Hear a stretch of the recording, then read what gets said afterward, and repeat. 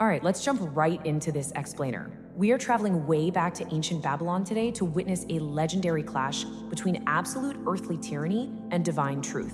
And you know the craziest part? This wasn't a battle fought with swords or massive armies. It was fought with intellect, profound logic, and just a really deep understanding of reality. We're looking at the historic showdown between Prophet Ibrahim, who's recognized across multiple traditions for his absolutely unwavering faith, and King Nimrud, a ruler whose ego was quite literally so vast that he claimed to be a god.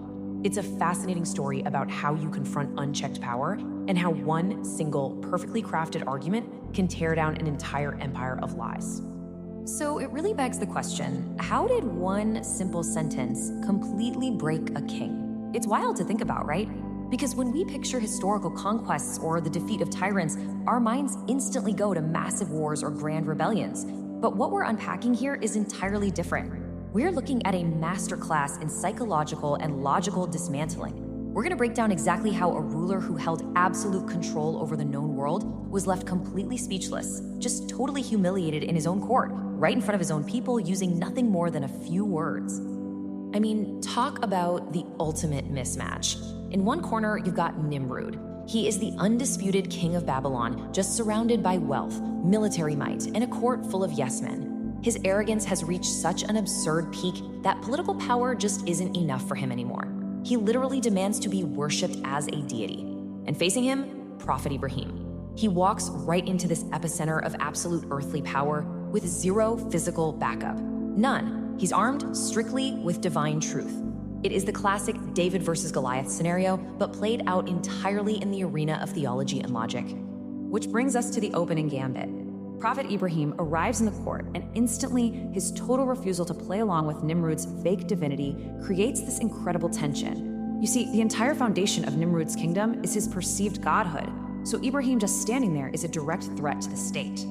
Let's look at how this interrogation actually goes down. Nimrod kicks things off with this massive, pointed question: who is your lord?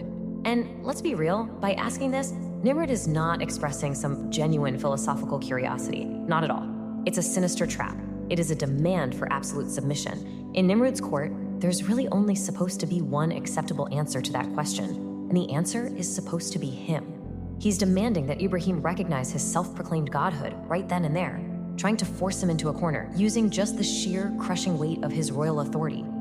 But Prophet Ibrahim doesn't blink. He responds with this incredibly profound definition: my Lord is the one who gives life and death. Notice what Ibrahim does here. He completely bypasses the political reality of Nimrod's court. He doesn't talk about armies or borders or who has the most gold. He instantly elevates the criteria for divinity to the highest possible cosmic metric. He's essentially saying, you want to know what makes a lord? It's fundamental control over existence itself. It's the power to bring life into a void and the power to take it away. He sets a standard that no mere human could ever possibly meet. But of course, confronted with that kind of cosmic reality, a definition that vastly exceeds anything a human can do, Nimrod resorts to a desperate theatrical illusion to protect his fragile ego. He actually laughs at the prophet and makes this incredibly arrogant claim: I also give life and death.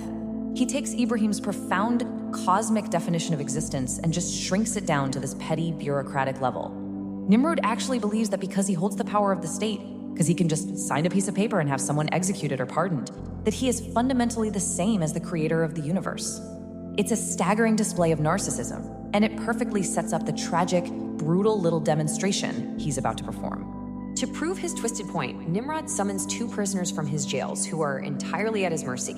He orders an innocent man to be executed right there on the spot, and he orders a guilty man to be set free. Then he turns back to Ibrahim, basically saying, look, I granted death to that man and I granted life to the other. It is a horrific, cheap theatrical trick. He's completely confusing the ability to destroy with the ability to create. I mean, he hasn't created life.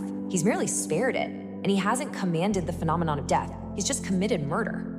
So, how in the world do you counter that kind of deadly delusion? How do you win a logical debate when your opponent makes up their own brutal rules and genuinely thinks they've already won? Think about it. If Ibrahim argues about the prisoners, if he points out that sparing a life isn't the same thing as creating one, he just gets dragged right into a semantic debate on Nimrod's terms. He'd just be debating human philosophy inside a tyrant's prison. Nimrod's mind is so clouded by his own arrogance that he actually thinks his horrific little magic trick just defeated a prophet. So how do you break through that? Well, you don't play his game. You deliver the ultimate checkmate. Ibrahim realizes instantly that engaging with this prisoner stunt is a total waste of time. To defeat a localized earthly illusion of power, you have to hit them with an undeniable, universal reality. And here is exactly how he does it. Ibrahim shifts the battlefield entirely. He moves completely away from mortal lives to the unstoppable forces of the cosmos. He looks right past the dead prisoner, past the armed guards, past Nimrod's golden throne, and points to the mechanics of the universe itself. He says, "My Allah brings the sun from the east." Boom! He establishes a fact of natural law that everyone in that room, including the king, witnesses every single day. It's an act of creation and sustained power that is entirely outside the realm of human interference. He is setting up the perfect, inescapable, logical trap. And then he drops the hammer, the historic, devastating sentence that completely trapped the king in his own arrogant lie. If you are God, bring it from the west. I mean, wow, absolute perfection. Ibrahim is essentially saying, okay, you claim to have the power of the creator? Fine. Don't show me your power over chained prisoners. Show me your power over the cosmos. Reverse the orbit of the sun. There is literally no theatrical trick Nimrod can use to fake this. There's no innocent man he can kill to make the sun rise in the west. He is completely, utterly exposed. Just look at the massive contrast here. The human illusion, Nimrod's so-called power, only works downward. It only works on chained mortals, on people who are vastly weaker than him. But divine reality, that operates on a scale that governs the sun, the stars, the actual laws of physics. Ibrahim forced Nimrod to confront the massive gap between a dictator's cruelty and a creator's majesty. The illusion just evaporates the second it's held up to the light of the actual universe. And the aftermath was instantaneous. Nimrod's face turned completely pale. All of his boasting, his cruel jokes, his terrifying presence, it just vanished. He was left entirely speechless. He couldn't issue a command. He couldn't even formulate a counter-argument. Right in front of his entire court, the man who demanded to be worshipped as a god was exposed as a helpless, fragile mortal who couldn't even influence the morning sunrise. It was a total intellectual and spiritual defeat. We've seen how easily arrogance can masquerade as power, but we've also seen how quickly it shatters when it's confronted with undeniable reality. Nimrod had the armies, he had the wealth, and the prisons, sure, but Ibrahim had the truth.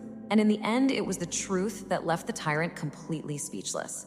Which leaves us with a final thought for our modern world. How many loud, arrogant voices out there right now are just one logical question away from being completely silenced? Definitely something to think about as you go through your day.